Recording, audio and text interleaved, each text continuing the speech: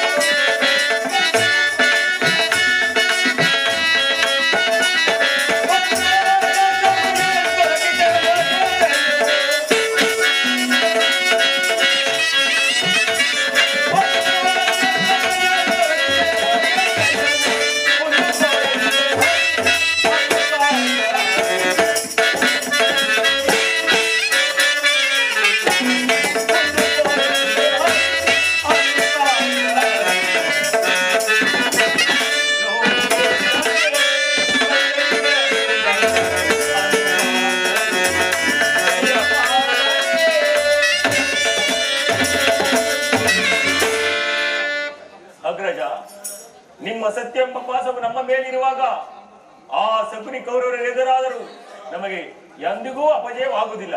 ನೀವಿನ್ನು ಚಿಂತೆಯನ್ನು ದೂರ ಮಾಡಿ.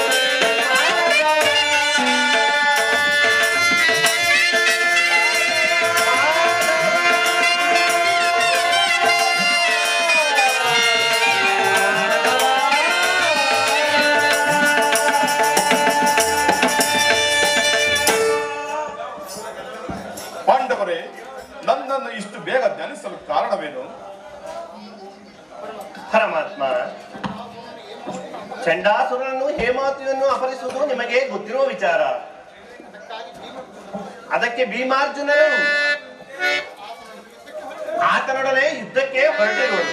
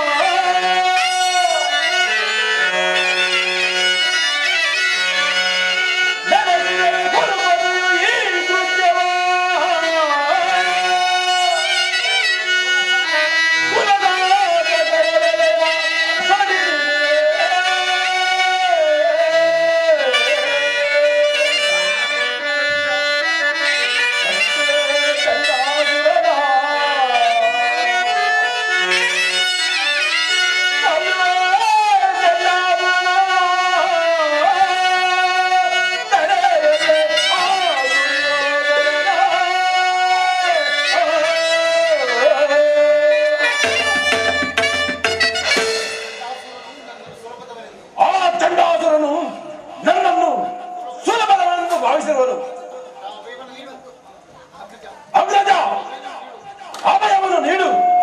ಆ ಚಂಡಾಸುರನನ್ನು ಬಂದು ಹೇಮಾವತಿಯನ್ನು ಸೆರೆಬಿಡಿಸಿಕೊಂಡು ಬರುವೆನು.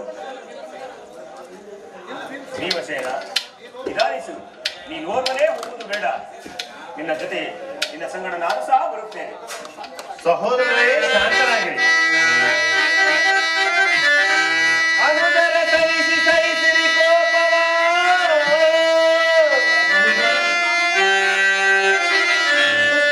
ದುಷ್ಟಕಂಡಾಸುರನ ದುರಗೈಯುವುದು ತರವೇ.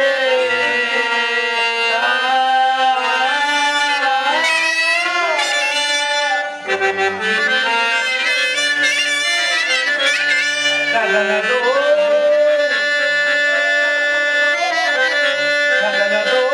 ಗೆಲ್ಲದ ಸದಳೋ,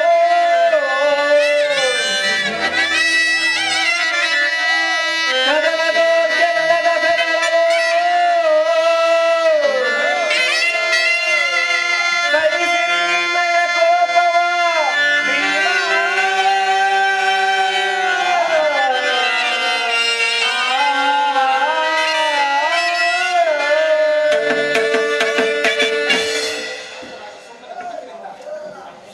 ಶಾಂತರಾಗಿ ಸಹೋದರರೇ, ಸುಮ್ಮನೆ ದುಡುಕುವುದರಿಂದ ಪ್ರಯೋಜನವಿಲ್ಲ. ಪರಮಾತ್ಮ, ಇದಕ್ಕೆ ನೀವೊಂದು ದಾರಿಯನ್ನು ಹುಡುಕಿಕೊಡಿ. ಭೀಮಾರ್ಜುನರೇ, ಕೋಪಿಸಿ ಚಿಂತಿಸಿ ಫಲವಿಲ್ಲ. ಆ ಚಂಡಾಸುರನ ವಧೆಗೆ ನಾನು ನಿಮ್ಮ ಸಹಾಯಕನಾಗಿ ಬರುವೆನು. ನಡೆಯಿರಿ, ಆ ಚಂಡಾಸುರನ ಆಸ್ಥಾನಕ್ಕೆ ಹೋಗೋಣ. ಹಾಗೆ ಆಗಲಿ.